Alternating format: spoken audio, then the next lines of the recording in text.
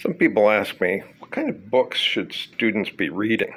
I mean, they got to prepare for college, right?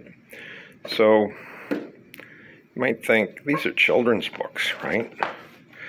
But if I show enough teenagers the children's books, they're going to learn something about something they've never seen, perhaps, or they're going to find a book that they can take home and read to a younger brother, read to someone, maybe remind themselves not to go mountain climbing. They might find out, hey, it's not that hard to learn another language. You just have to go and try these different things. I mean, yeah, if it says communication, there's little headphones there. This book didn't come with the CD, but you can do a lot with this anyway. So one of the other things we can do with kids' books is learn some history.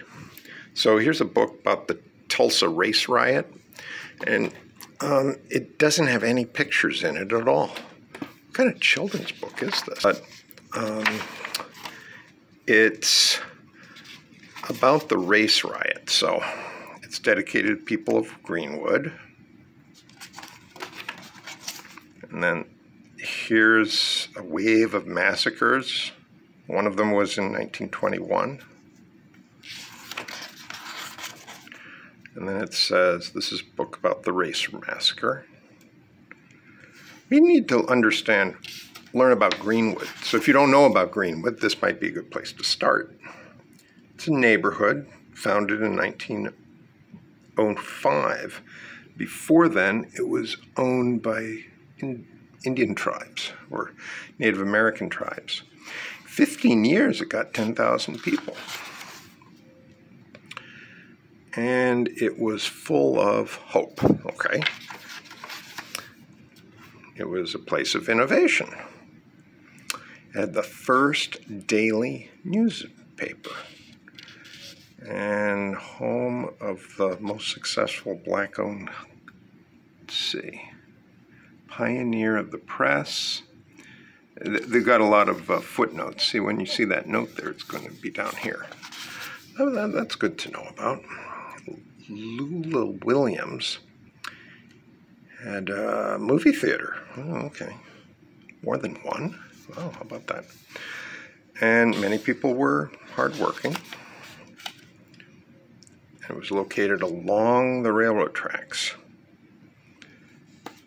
And all sorts of people could visit. That's good. Clothing stores. They had 2 schools. It was simply an amazing place. How about that? But there were white men who recognized the wealth of the neighborhood. They wanted it for themselves, I see. So they thought they could build a train depot there. And that's the starting of a massacre. They give a good definition of what a massacre is down here. It said there were a lot of things going on that day. There's Dick Rowland. He was a black man accused of hurting a white woman. And a gunfight broke out in front of the jailhouse, even though Sarah Page said he didn't do anything wrong. But that's not the whole story. It's only one of the things that happened. It happened the next day. The white men saw the arrest as a chance to carry out their plan. Okay. And here are some of their names: T.D. Evans, Gustafson, Sinclair, Brady. And it was the KKK. How about that? So out of all these men, they put together a plan. And 200 white people were burning homes. Airplanes dropped bombs. Oh my goodness. Take a moment to think about that. 300 people were killed. All right, so we took that moment, right? This is in our own city. My goodness. 300. That would be like all the students in our school disappearing. Why would anybody do something? White men in power wanted more wealth. That's true. Okay. To try to get it, they had a coordinated plan to steal.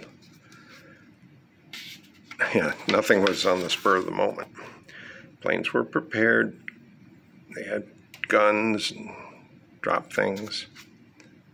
They had to, and those who survived went to internment camps. Oh, that's not the end of the story. Oh, good. Okay. People of Greenwood were strong. They started rebuilding.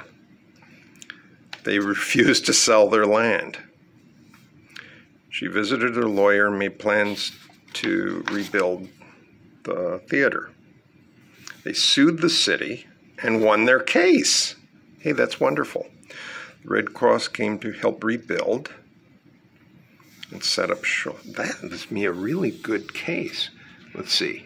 Joe Lockhart versus T.D. Evans. And there's the case number. How cool. The members donated what they could to rebuild the church. A few years later, Greenwood was a thriving neighborhood again.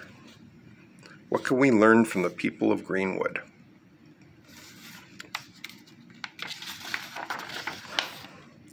There's an imbalance of power. There's still hate. There are systems that keep the divisions in place, but we can do better. We can learn from history and we can change things. It's about neighbors helping neighbors, just like in the days following the massacre.